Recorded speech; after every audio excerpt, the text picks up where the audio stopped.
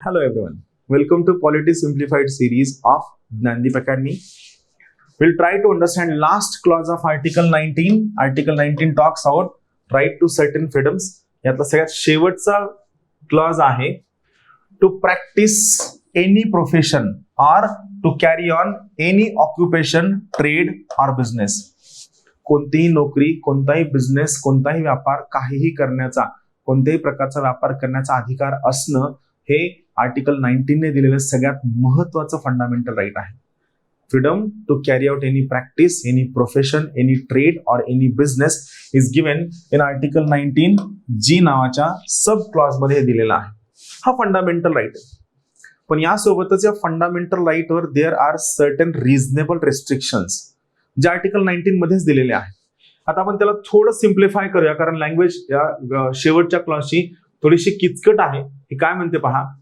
C, जो मगाचा already जुना मजकूर तो ऍज इट इज कॉमन आहे. फक्त आर्टिकल 19च्या ट्रेड आणि प्रोफेशनवर 2 रेस्ट्रिक्शन असू शकतात. पहिलं रेस्ट्रिक्शन काय असू शकतं, तर अस्तित्वामध्ये असणारा एखादा लॉ किंवा नवीन एखाद्या लॉवर कोणते रेस्ट्रिक्शन टाकलं जाऊ शकत नाही. कशासाठी? जर पार्लमेंटने तो लॉ जनरल पब्लिक इंटरेस्ट मध्ये केलेला असेल तर, जनरल पब्लिक इंटरेस्ट साठी केले असेल आणि पार्लमेंटला जर त्यावरती रिझनेबल रेस्ट्रिक्शन टाकायचे असतील तर पार्लमेंटरी लॉने जे रेस्ट्रिक्शन टाकलेत जे कसे असायला हवे, रिझनेबल असायला हवे. आणि या रेस्ट्रिक्शनची रिझनेबिलिटीची टेस्ट कोण चेक करेल? It shall be checked by supreme court through it's power of judicial review. It shall be checked by supreme court through it's power of judicial review. पण या 2 आणखीन महत्वाचे कॉलम आहेत. काय आहे? यासोबतच, या रेस्ट्रिक्शन सोबतच पार्लमेंट आणखीन ऍडिशनल रेस्ट्रिक्शन टाकू शकतं. काय टाकू शकतं? See, parliament can impose restriction for professional और टेक्निकल क्वालिफिकेशन. म्हणजे पार्लमेंट काही जॉबसाठी तुमच्याकडनं प्रोफेशनल किंवा टेक्निकल क्वालिफिकेशन डिमांड करू शकतं.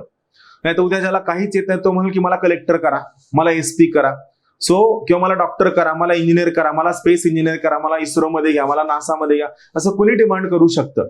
नाही तो म्हणेल की नाही मला फंडामेंटल राईट टू ट्रेड आहे, फंडामेंटल राईट टू बिझनेस आहे, फंडामेंटल राईट टू जॉब आहे, सो तुम्ही मला काय करा सगळ्या ठिकाणी या. असं असू नये.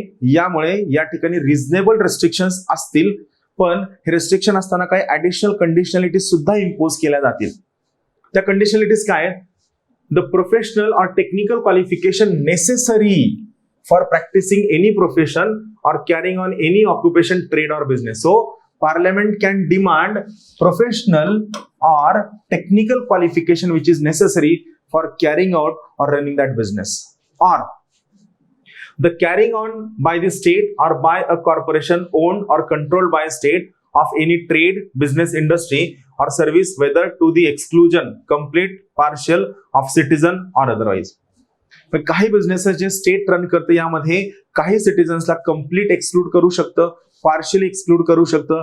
या ठिकाणी जर एखादा लॉ केला, या दोन्ही गोष्टींसाठी जर पार्लमेंटने एखादा लॉ केला आणि या केलेल्या लॉमुळे आर्टिकल 19 ने दिलेला फंडामेंटल राईट व्हायोलेट होत असेल तरी सुद्धा in that case parliamentary law shall have more significance, parliamentary law shall have more importance as compared to the given in fundamental right. Basically आपण या सगळ्या आर्टिकल्स मध्ये काय पाहितलंय? आर्टिकल 19 ने काही फंडामेंटल राईट्स दिलेत, पण हे फंडामेंटल राईट्स ऍब्सोल्यूट नाहीयेत. These fundamental rights are qualified. म्हणजे फंडामेंटल राईट तुम्हाला जसे दिलेत ना, हे जसेच्या तसे अवेलेबल नाहीयेत. या फंडामेंटल राईट्सवर काही रिझनेबल रेस्ट्रिक्शन्स टाकलेले आहेत. मग या पर्टिक्युलर केसमध्ये या फंडामेंटल राईट्सवर जे रिझनेबल रेस्ट्रिक्शन्स टाकलेले आहेत त्या पर्टिक्युलर केसमध्ये हे जे रेस्ट्रिक्शन्स आहेत या रेस्ट्रिक्शन्स सुद्धा आर्टिकल 19 नेच टाकलेले, so that this fundamental rights should be used by every person whether citizen और non citizen in a just rational fair manner.